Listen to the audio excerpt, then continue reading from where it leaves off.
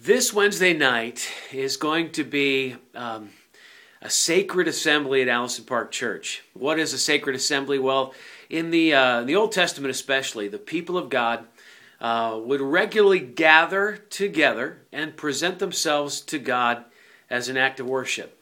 It especially was something that the leaders would do, that they would present themselves and step forward and saying, God, here we are, we're yours, we want to be obedient to your purpose and to your plan.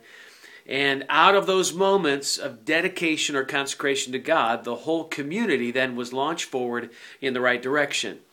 Well, this Wednesday night at 7 o'clock, we're going to conclude our week of prayer with a sacred assembly, the gathering of the people of Allison Park Church together to corporately present ourselves to God as an act of worship and to launch ourselves forward as a church family in the right direction.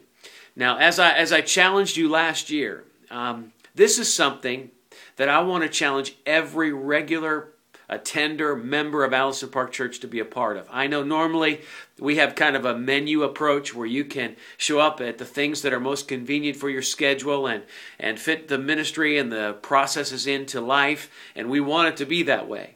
This is one of those moments where we want everybody there. There is just something powerful and profound about everybody concentrating together to join our hearts in dedication to God and present ourselves in the presence of the Lord. And so let me challenge you, rearrange your schedule if you have to. Do whatever you need to do to be a part of Wednesday night at 7 o'clock, because this is going to be a time where I believe the presence of God is going to be there in power. And together, we as a church family are going to move towards what God has for us in 2011.